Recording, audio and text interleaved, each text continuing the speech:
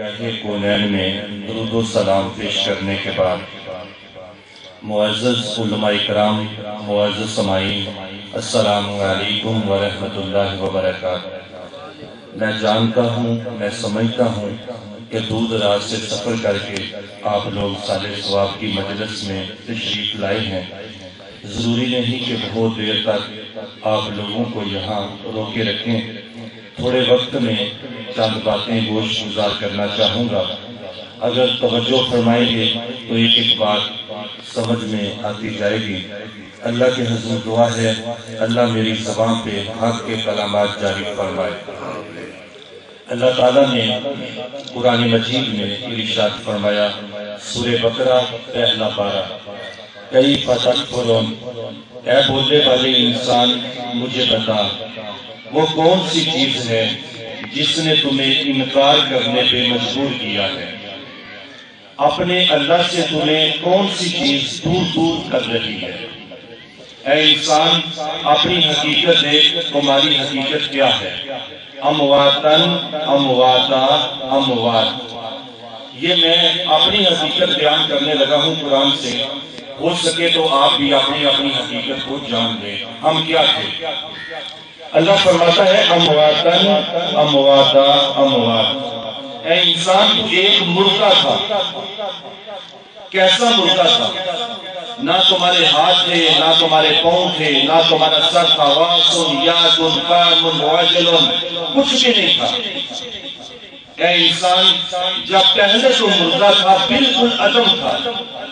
اللہ فرماتا ہے میں نے جب تمہیں بنانا چاہا تو باپ کے سلب میں ایک کیڑے کی شکل میں، سپرم کی شکل میں باپ کے سلب میں تمہیں رکھا، مجھے بھی آپ لوگوں کو بھی۔ اللہ فرماتا ہے میں چاہتا تو باپ کے سلب میں تمہیں موت دے دیتا، باپ کے سلب میں تمہیں ڈیڈ کر دیتا، بڑوں کو باپ کے سلب میں مار دیا۔ آج شادی ہوتی ہے کہ وہ 5-7 سال بیبی نہیں ہوتا تو ہم اپنے ٹیسٹ کروانے کے لیے نکلتے ہیں لیبارٹری میں، میڈیکل شعبہ سے لوگ بیٹھے ہوں گے تو لیبارٹری میں جب سپرم کا جو ہے وہ ٹیسٹ کیا جاتا ہے تو وہ کہتے ہیں اس میں پس زیادہ ہے اور سپرم ڈیڈ ہو چکے ہیں، لہذا بیبی نہیں ہو سکتا، میڈیسن یوز کرے اور اللہ کی بارگاہ میں دعا کرے۔ اب اگر سپرم نیگیٹو ہو جائے تو بیبی نہیں ہوتا، اور اس حالت میں آپ لوگ اور ہم رہ چکے ہیں۔ اللہ فرماتا تو ہمیں بھی ڈیڈ کر سکتا تھا لیکن نہیں کیا۔ اللہ فرماتا وہاں سے پھر تمہیں ماں کے رحم میں منتقل کیا۔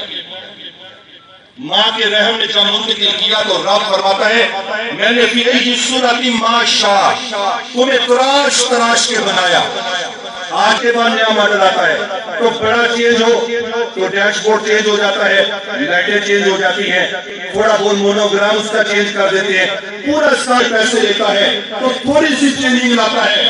اللہ فرماتا ہے میرے خود خانے کی طرف دیکھو، روزانہ کتنے ماڈل پیدا کرتا ہوں، کتنے ماڈل پیدا کرتا ہوں، سب کی دعا کی ہے، ناک ہے، منہ ہے، رخسار ہے۔ اللہ فرماتا ہے دور سے ماں دیکھ سکتی ہے یہ میرا بیٹا ہے، یہ میرا بھائی ہے، یہ میرا باپ ہے، یہ میرا بچہ ہے، یہ فلاں بن فلاں ہے، یہ فلاں بن فلاں ہے۔ اللہ فرماتا ہے میں نے سب کی لینا لینا پہچان بنائی، یہ قدرت کا کارخانہ ہے میرے بھائی۔ اللہ فرماتا ہے یا ایھا الانسان ما غرک بربک الکریم، اے بولنے والے انسان بتا وہ کون سی چیز ہے جس نے تمہیں دھوکہ دیا، فریب دیا اور اللہ سے دور کر دیا۔ اور ایک اور حقیقت عرض کروں، ٹائم بہت مختصر ہے، تھوڑے وقت میں بات کروں گا۔ جب ہم پیدا ہوئے تھے، میری بات سمجھ میں آ رہی ہے نا؟ جب ہم پیدا ہوئے تھے ہم گندگی کے اندر لبریز تھے، ہم پانی نہیں مانگ سکتے تھے، ہماری سیکو کہ آج اندر بہت ساری چیزیں انسٹالیشن ہو جاتی ہیں، جیسے جیسے ہم بڑے ہوتے ہیں اور بھی پلاتے ہیں طریق اسلام ایسے اور بھی کچھ سے دفتا ہے، جیسے جیسے ہم بڑے ہوتے ہیں کوئی دین کا مجاہد ہو جاتا ہے، کوئی دنیا داری میں اتر جاتا ہے، کسی کا کوئی ریلیشن ہے، کسی کا کوئی سیٹل ہے۔ میرے بھائی جب ہم پیدا ہوئے تھے ہماری کیا طبیعت تھی؟ ہم گندگی کے اندر لبریز تھے۔ اگر ہماری ماں کی ممتا میں اللہ پیار نہ رکھتا تو جیسے ہم سے دعا رہی تھی، ہماری ماں اٹھاتی تو روڑی کے ڈیر پہ پھینک دیتی۔ لیکن اللہ نے ماں کی ممتا میں میرا اور آپ کا پیار رکھا. ہمارے منہ میں دانت نہیں تھے, ہم روٹی نہیں کھا سکتے تھے, اللہ نے ماں کے سینے میں دودھ اتارا, ماں نے ہمیں دودھ پلایا.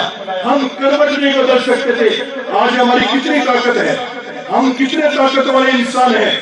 اپنی اس بات کو یاد کریں جب ہم کروٹ بھی نہیں بدل سکتے تھے, ہم بول بھی نہیں سکتے تھے. اللہ فرماتے ہیں انسان تیری ماں تیرے رونے کی کیوں سے سمجھ آئی گی, میرے بیٹے کو بھوک لگی ہے, اس کو پیاس لگی ہے, یہ اس کے پیٹ میں پین ہو رہا ہے. میرے بھائی یہ ساری طاقتیں یہ ساری محبتیں کس نے دی؟ میرے اللہ نے. آج ہم اسی اللہ سے دور بھاگ رہے ہیں, اسی اللہ سے دور بھاگ رہے ہیں. یہاں کتنے کتنے پروفیسر ڈاکٹر آئے, اسکالر آئے, MBBS آئے, انجینئر آئے, میتھڈ آئے, کیمسٹر آئے, بایو آئے, فزکس کے ماسٹر آئے, عالم آئے, حافظ آئے, فاضل آئے, یہاں پہ گنہگار آئے, نیک آئے, باری باری سب یہاں سے چلے گئے. ایک وقت آئے گا میں نے بھی جانا ہے, آپ نے بھی جانا ہے, لیکن اپنی حقیقت کو یاد رکھ کے جائیں کہ ہماری حقیقت کیا ہے, ہمیں پیدا کرنے والا کون ہے, ہمیں پالنے والا کون ہے, ہمیں موت دینے والا کون ہے, ہمیں زندگی دینے والا کون ہے. واللہ رب العزت کی شان کی ذات ہے. آخر میں ایک حدیث عرض کر کے اپنی گفتگو سمیٹوں. حضور بارگاہ رسالت میں تشریف فرما ہے. ایک ماں حضور کی چوکھٹ پہ حاضر ہوتی ہے, پھٹے پرانے کپڑے پہنے ہوئے ہیں, حضور کی چوکھٹ پہ آ کے کھڑی ہوتی ہے. آ کے کیا بولتی ہے؟ یا رسول اللہ صلی اللہ علیہ وآلہ وسلم, میں دکھوں کی ماری ہوں, میری بات سنیے. ایک پیر صاحب بیٹھے ہوں تو غریب مرید آ جائے تو وہ دروازے کے پاس کھڑا ہو کے کہے پیر جی یا عالم دین جی یا مولوی جی یا قاری جی میری بات سنیے. تو پیر صاحب کی ہوا کتنی بگڑتی ہے کہ یہ میرے پاس آ کے بات نہیں کر سکتا, اتنی دور سے کھڑا ہو کے مجھے بلا رہا ہے. ایک مسجد میں گھومنے والی کرسی پہ کوئی بیٹھ دے نا اس کا دماغ گھوم جاتا ہے. وہ غریب کو تو انسان ہی نہیں سمجھتا کہ انسان انسان ہے. اللہ اکبر. اگر بیٹا آواز دے تو ماں کھڑی ہو جائے تو مانا رکھتا ہے, شگرد آواز دے تو استاد کھڑا ہو جائے تو مانا رکھتا ہے, مقتدی آواز دے تو امام کھڑا ہو جائے تو مانا رکھتا ہے, مرید آواز دے تو پیر کھڑا ہو جائے تو مانا رکھتا ہے, غریب آواز دے تو امیر کھڑا ہو جائے تو مانا رکھتا ہے.